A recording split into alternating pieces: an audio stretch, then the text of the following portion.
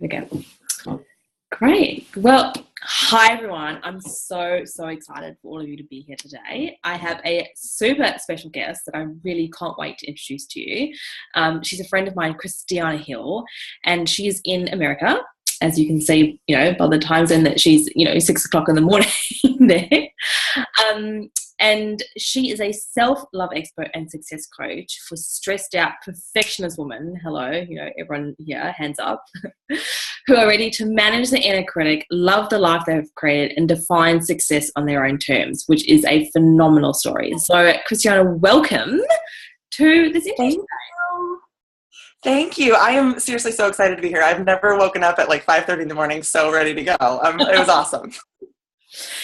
So I'm really excited to have a bit of a discussion with you today. But I first thought that maybe you could just tell us a little about your story and your history. Yes. Sometimes I don't even know where to begin. So I now work with stressed out perfectionist women because I consider myself a recovering perfectionist. I was that girl that did everything right.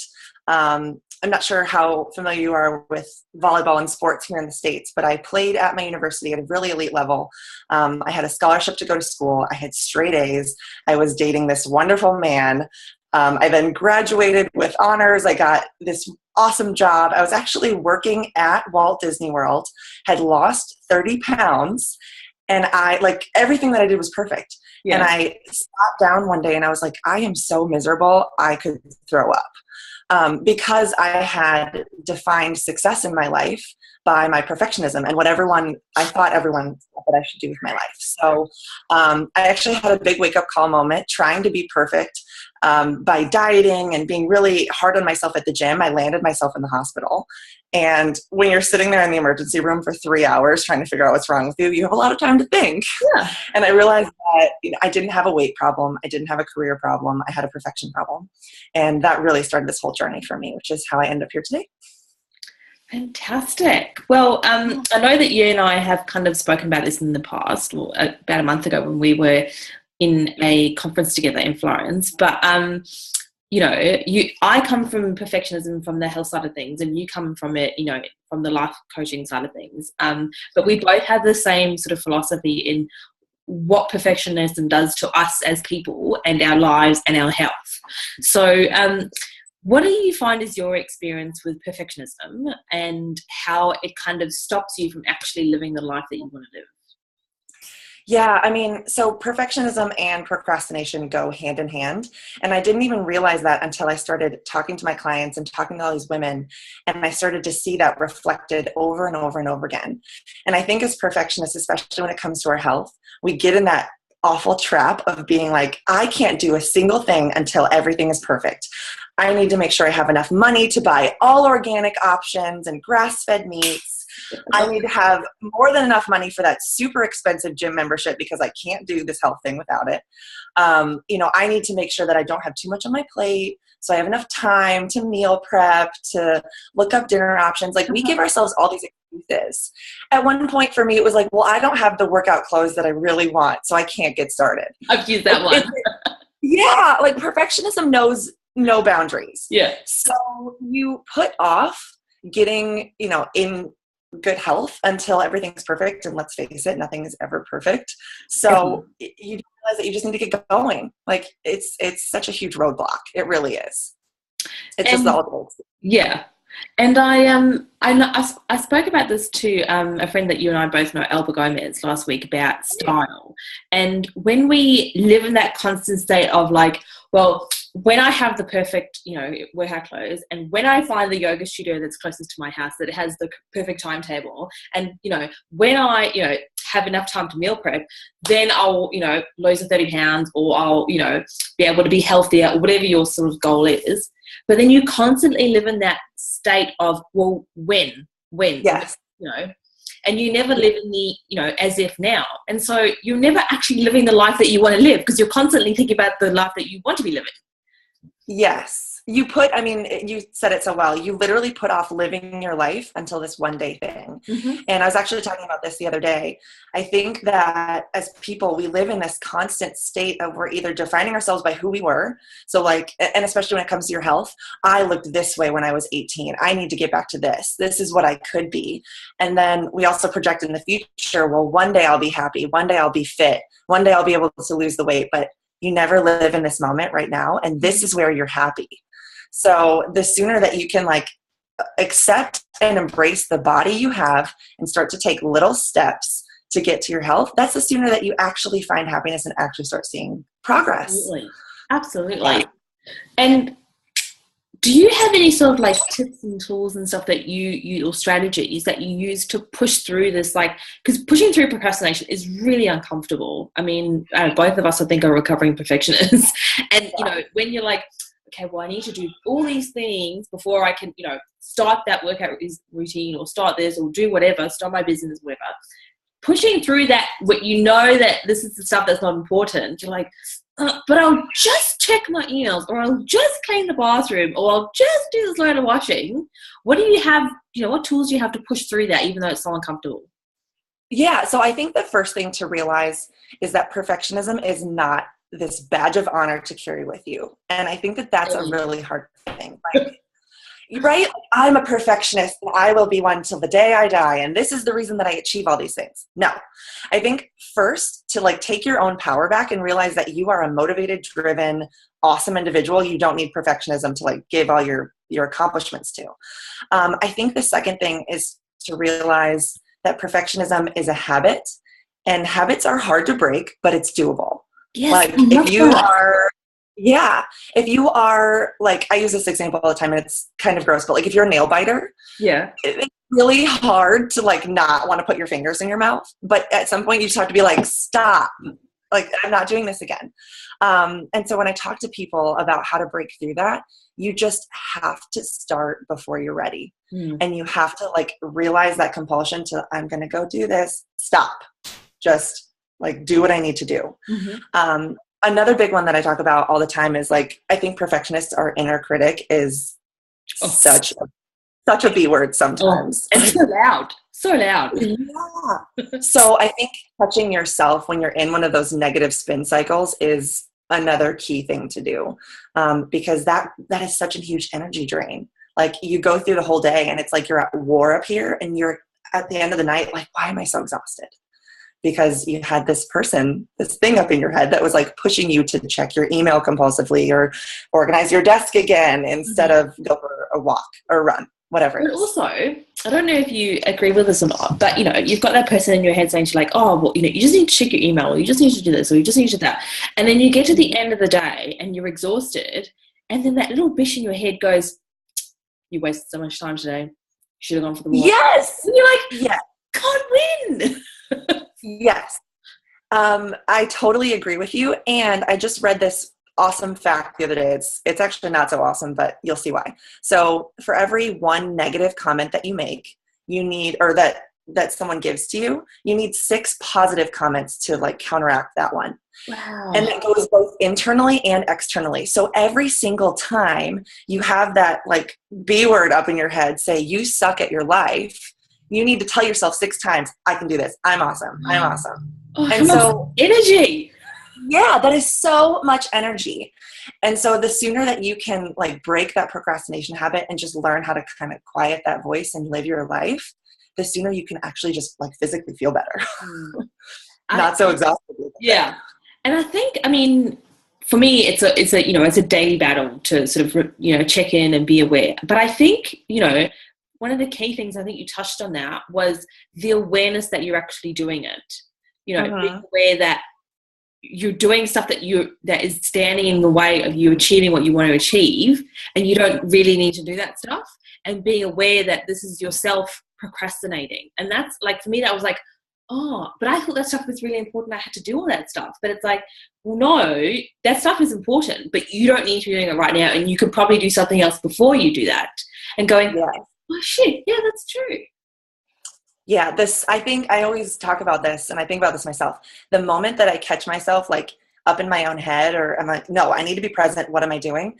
That's when you are in the present moment, and that's the best place to be. So the more times you can start to catch yourself and like be here in the moment, you'll see so much more progress. I mean, it's the same thing the other day. I like was kicking myself, and then I was kicking myself for kicking myself, which is what you shouldn't be doing. But I got to the gym, and it's about a 20-minute drive, and I didn't remember any of the drive because I was so like wrapped up in my own head thinking about what I needed to do. And in that moment when I said, no, be present, be grounded, I had the best workout because I was like really into it. So, you know, it can be a challenge sometimes, but it definitely is. worth it. But I found that as soon as I was like started being aware and then started doing things like, even if I wasn't ready, like, okay, well, I don't have time, I quote unquote don't have time this week, but I'm going to go for a 10-minute walk after work, you know, because in my head I used to be like, if I can't, you know, do a full-on hour, then there's no point. Yes. Well, that's not true because you're not getting in the hour anyway. You might as well just go for the 10-minute walk. And so as soon as I started doing like, you know, 10 minutes after work or even 10 minutes 3 times a week, I was actually getting in the habit of getting out, walking, you know, moving my body. And it was being in that habit of, you know, doing something as opposed to sitting at home going, oh, well, next week I've got, you know, 2 free evenings, but I can't actually start it until I've got 3 nights a week I can do it. And the whole month goes by and you actually haven't done anything. But I noticed as soon as I started making those tiny little steps, you know, even when I wasn't quote unquote ready, that's when the big shift started to happen. And that's when the change started to happen. Yes, I found, so it's funny you say that. I found that perfectionist, it's like this black and white thinking. Oh. So it's either like, I am on a diet, I am like eating gluten-free, no dairy, I'm cutting out all animal protein. Like you go nuts with it. Yeah. You are having this binge that physically is making you sick while you're doing it, but you're like, I don't even care. There's no point, I'm going to do it all. There's no point. And I think that like you have to find your own gray area because you're either like doing these workouts that are maddening and like kind of sometimes unproductive because you hurt yourself, or you're on the couch not moving for 2 months. And I think that like you said it, you just have to get started and get going and feel that progress and recognize it as progress. Like as you're going and you're getting healthy, your body is changing. You aren't going to look like the models on Self magazine with the perfect abs right away, or maybe not even ever if that's not what you want. But recognize that your body is changing and you are in this beautiful gray area, and that's so valuable. And you're closer to your goal because you're actually taking steps as opposed to sitting there planning it all when the time isn't. Because literally, I don't know about you, but you literally drive yourself crazy. I had a big, like, major aha moment with that. A few months ago, my husband and I were on a cruise, and I grew up in the United States, like, in the middle. So there was no water anywhere. I wasn't used to leaving the land. And we were out on this cruise ship, and, like, I remember looking at this smaller, little dock leaving, and then all of a sudden we're surrounded by blue, and I was like, we're not moving. We're not going anywhere. There's no, because you don't see your progress. Surrounded, and I was like, we're not going to land anywhere, we're just going to float out here forever. And then all of a sudden I started to see the land in sight, and I was like, we're getting closer, we're almost there. So you don't see that you're making this progress, but all of a sudden you like have these big milestones that you reach, and you're like, holy moly, I feel great, or I fit in those pants, or I just am the best version of myself I've been in a long time. And that is so key. And, oftentimes what makes us discouraged is because we don't see those results and we don't see the progress. And then we just give up because we think, oh, well, I just it wasn't the right time, or I didn't put in enough effort. But it's what I find is like the small incremental steps is what makes the biggest change in the long run. It's not the big gestures. It's not the 10-day juice cleanse. It's not the 21-day shred workout that's going to get you what you want. It's this small, incremental life day-to-day changes that you make that, a month later you go, oh, wow, like I put those jeans on and actually fit me, like I could do the button up, or, I slept through the whole night and I feel amazing. I'm not tired, exhausted, worrying about everything that I haven't done. Yes, I totally agree. I mean, it's the same thing that we talked about earlier, the perfectionism habit. Like if you can start to break that habit and make little tiny changes to being you, the beautiful, imperfect, vulnerable you, it's the same thing with your health. If you can make these tiny little changes to not feel like you're living on a diet, but like this is the way I eat. This is my lifestyle. And you can take those tiny little steps. It won't feel like I need to do this 21-day cleanse so that I can just then go back to binge eating. Mm-hmm. And start that habit back up. And I know, like, something that I struggled with for years was like, I was like, well, when I'm a size, I don't remember, it was like size 10, or, you know, when I, you know, look like this in my head, that my body looks like that, then I will, you know, spend all summer at the beach, you know, I'll be walking around in my bikini, you know, I'll be living the perfect life, you know, I'll find that boyfriend that I, you know, I really want to go out with. And that stuff, like, never seemed to happen. But it was because I was constantly living in, well, I'm planning. By, you know, June I would lose this amount of weight, and by June, you know, and well, then I'll, you know, I'm on track to lose 2 kgs a month, and like, and you're constantly living in this really boring, unlived life. Yes. And you're never actually going to live the life that you want to live, because you're constantly planning for the one that you're going to live. Yes. Have you ever been to Disney World? Yes. Okay, so, like, you know, it's called the happiest place on earth. It literally is. And it literally is the happiest place on earth. And I worked there, and I had lost the 30 pounds. I don't know what that is for you guys, but that's significant weight loss. Like 15 kgs is literally. Yeah. So, like, you always say, I'm going to live this life and it's going to be so awesome. And I was like, I work at the happiest place on earth, and I lost this 30 pounds and I'm going to be happy. And I was like, I'm so miserable. And it was because I didn't value my progress. Yeah. Like, I didn't look like the models, mm-hmm. even though I had lost this weight. And that's not my body type. I'm an athlete. Mm-hmm. And I always said, like, I'm going to go out there and do things. I'm going to make all these friends, and they're going to know the real me. But I can't do that right now because I'm, like, trying mm-hmm. to lose weight, whatever. Sure. And you just get caught in that cycle and that trap, which is why, like you said, focusing on yourself right now and kind of, like, becoming this happy person regardless of the weight, mm-hmm. it'll actually help the weight to fall off. Exactly. Yeah. Because you'll be going on those walks after work, and you'll be headed to the park on the weekends to, you know, meet up with some friends, and you'll be so busy doing things that you, like, won't need to compulsively binge on Dove chocolates. Exactly. Which is, you know, it's why we do it, because we're not content with the way we're living now. So we look for other forms of relief that's going to make us feel better in the moment, whether it's, you know, binge watching Netflix, whether it's eating, you know, 3 or 4 hot dogs when you only need one, whether it's, you know, eating a tub of ice cream, whether it's, you know, cleaning out your bathroom because that makes you happy for some reason. Because I need, like, I can't do anything at my desk until the bathroom downstairs looks spotless. I've so been there. Exactly. I'm sure you see this all the time with the women that you talk to, but how you feel about yourself is reflected in what you eat specifically. So your house might be spotless, you might be super successful at work, but if you're not happy with, like, if perfectionism is making you feel so uptight and whatever, all of a sudden you look down at your plate and it's like, oh my gosh, I don't want to eat any of this, but I think that it's going to make me feel better, so I'm going to eat all of it. Uh-huh.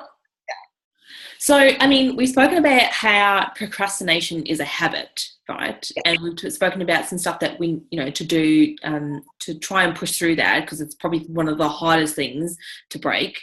So do you find there are any other sort of pitfalls in terms of perfectionism that are really difficult, or sometimes that we don't even know what we're doing? Yes. I think that my number one is that I tell people is to really look at your goals. And I know that a lot of, I don't know the conversions again, but, like, a lot of women here in the States will say, I want to weigh 140 pounds. And when you get to the why behind that, like, why 140? It's, well, you know, I weighed that much in high school. Well, do you have the same body as you did in high school? Were you happy in high school? No, I was, you know, depriving myself of food. Yes. So why would you want to weigh 140 pounds if you were unhappy, miserable, and not able to eat anything that tasted remotely good? Yeah. So I think it's like, I tell people all the time, especially perfectionists, look at why your goal is your goal. Because perfectionism is this external, it's a habit, but it's, like, based on external factors. Like, I think that you want me to weigh that much, or my doctor, or my family. And you never ask yourself internally, like, what do I want? How do I really want to look? Do I really want to deprive myself so I have that, like, shredded 6-pack? Or, you know, is there another body that feels better for me? So I definitely say that's, like, my number one thing. Reevaluate and find what you want. That is so key, because a lot of the, like you said, a lot of the time it's like, well, I need to look like Elle McPherson if I'm going to walk around in a bikini. Well, not necessarily. You can walk around in a bikini if you weigh 300 pounds and really wanted to. But, you know, are you comfortable if you weighed 180 and walked around in a bikini? You know, it's what we see around us, or, you know, your best friend suddenly, you know, looks, you know, fucking amazing with a six pack, and you think, oh my God, I have to look like her, otherwise I'm not going to be happy. Yeah. And so it's really, you know, what is it that you really want? You know, what is it that you are really striving for? Because like you said, we strive so hard and make ourselves so unhappy for things that we don't actually really want. Yes.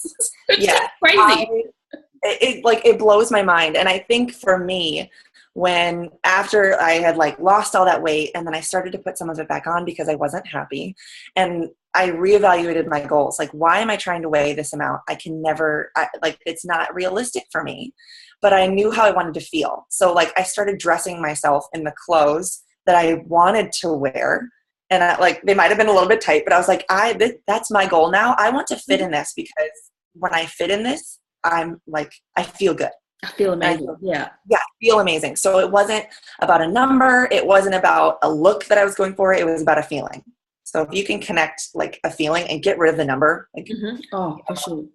Get rid of the number. That comes back to what we were talking about earlier, is live as if now. You know, if you want to wear those clothes now, whether you have to go and buy them in a bigger size for now, because when you put them on, you feel great in them, then do that. Yes. You know, and we have to. Live your life. Yeah. And like, you know, just because you're putting cut the label off if you have to, you know, just because it's not a size 6 dress doesn't mean you can't wear it. Yes. I know. I totally agree. So it comes back to that all the time, of just living your life in this moment and letting the weight come. Because figuring out why you want it, like figuring out why you want your goals to be your goals. Absolutely. I think that is so, so key. And tuning into whether they're actually your goals, because a lot of the time we're like, oh, I should want that. Do you? Is it just because everyone else around you wants it? Or do you really want that? You know? Yeah. Because that's how perfectionism leads to burnout. I mean, you're trying to be everyone else's everything. You never ask yourself, what do I want? It's always, well, I should want this, or I should be this. Remove should from your vocabulary. Cut that out. Totally. Cut it out. Be done with it. Because a lot of the time, and something that I really struggled with was, I have, you know, a big desire to show up in life as the best version of myself. Like, I want to be the best friend to all my friends. I want to be the best worker at work. You know, I want to be the best girlfriend, you know, because I want the people around me to experience the best version of me. And, you know, I wanted to be the best of my health and the best house and whatever. And because I wanted to be the best at all of it for all the other people, yes, that's a great sentiment. And you obviously want to, you know, love the people around you, whatever. But because I wanted all of that for everyone else, I ended up burning myself out, and then my health was like, you know, went completely down the toilet. But because I was trying to be the perfect person. But, you know, people don't want the perfect person. I mean, how many times do we look at someone and we see their flaws, they might be a bit overweight, you know, whatever, they're quite real with us, and we love them more and we relate to them more than the quote unquote perfect model that you don't even, you know, you can't relate to, like, oh, who's really like it? Yes. It's so true. Like, you know, for anyone that ever wakes up one day and they realize that they've tried to be everyone else forever, and they don't, like, you're surrounded by a group of people that don't really know you, it's terrifying. And it's even more terrifying when you wake up and you realize, like, I don't even know myself anymore. What do I really want? Am I in this career because I thought I should be, or am I trying to achieve this health because everyone else is going gluten-free and I feel like I need to do it too? Sugar-free. Yeah. So it's like, if you ever wake up and you have that, oh my gosh, I have created this life that isn't me moment, that goes back to what we were talking about earlier. It's never too late to start being yourself, being vulnerable, being real. And when you start to do that, your health comes, the weight comes, the career that you really, really want comes, the relationship, the friendships come. The friendships come. Like, what's the quote or the phrase? You can't fill everyone else's cup from an empty vase. Yeah. You have to work on yourself first. Absolutely. So do you have any sort of, like, any other tips or advice for someone who is struggling in this journey, who, you know, feels like they want to be the best in everything in their life, and it's just not working. We've touched on my really big ones that I go to. So starting before you're ready. I mean, that's definitely like my number one. Progress is progress. Catching yourself when you are being super negative. I mean, your internal dialogue will dictate a lot of things in your life. And, if you stop, if you go, if you feel successful or not, but your inner dialogue, I think this is one that I should touch on.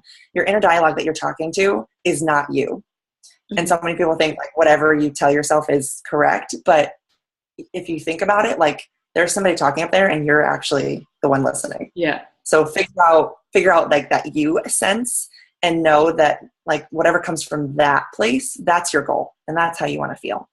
I also think we talked about this again, but recognizing when you are internally motivated, like I want to do this for me, because those are the things that you really should do versus I need to do this because I think that I should. Mm-hmm. So if you make that distinction, that's the really big one. And I think, just to finish off, something that what you spoke about just triggered a thought for me was I read a quote a couple of weeks ago, and that was, I think it goes something like, you can't steer a parked car. Yes. And, you can sit there for days, weeks, months, years, figuring out how you're going to make this work, waiting till everything's perfect, waiting until you have the extra time, waiting until you have the extra money, waiting until you have the extra energy to go out and achieve whatever it is you want to achieve. But if you're just sitting there doing nothing, you can't actually see whether that's working, whether it's not working. If your car's in motion, you can go, oh shit, I'm not in that, I'm not supposed to be in that lane. Let me just, and that's how we make progress. That's how we, and the more steps you take, the more momentum you're going to get and the more progress you're going to make and the more results you're going to see. Yes. I totally agree. Start before you're ready. This just popped in my head and I wanted to share this with you. I was listening to the radio the other day and they said here in America, 25% of women spend $200 or more on clothes for the summer that they never wear because they don't fit. So that blew my mind. And it really, I thought was really relevant to this. So that's 25% of women that probably were perfectionists. I don't know. I'm just speculating, but they told themselves, I'm going to do this. And then nothing was perfect and they didn't get started and they were sitting in a parked car. Mm-hmm. So the sooner that you can just like veer out into traffic, it's scary. Mm-hmm. Sometimes you don't know where you're going, but just get going is like number one. I feel like that is the lesson for today's interview. It's just like, you can't change anything unless you're actually moving, because you're not actually taking any action. Yeah, like you can't redirect where you're going if you're just sitting there and watching everyone else fly by you. I think, I don't know if you've ever experienced this, but, I think we'll end on this note, but you watch everyone around you make progress and you sit there and you go, oh, but she hasn't got kids, or, she hasn't got, as many hours at work as I do, or she doesn't have to do anything on the weekend, or she doesn't have to travel this far to work, or she doesn't. But they all have their own issues. They all have their own stuff. They all have their own problems that are in the way, but they're moving. And the longer you sit in procrastination and perfectionism is, more time that you're just wasting watching everyone else make progress. And that's going to make you feel even worse and even more shit anyway. So just take action, go for it. It's going to be uncomfortable. It's going to feel icky. It's going to feel messy. But if you want to make progress and you want to have results and you want to, be out there living your life, do it. Make it so important that you will find a way, not an excuse. Mm-hmm. Woo! Who needs to know that motivational quote right there? Let's do it. Well, thank you so much, Christiana, for being with us today. I love having these chats with people, and I feel like, we have such a strong message to share with women to just go out and live their lives. Don't wait for things to be perfect. Don't wait for, the right, elements, stars to align, because life is happening around us. So thank you for helping me share this message with women. Thank you. And you're so welcome. Thank you so much for having me. This was awesome. Yeah. So awesome. So hopefully we'll get to chat again sometime soon. Yes. Sounds good. Take care. Bye. Bye.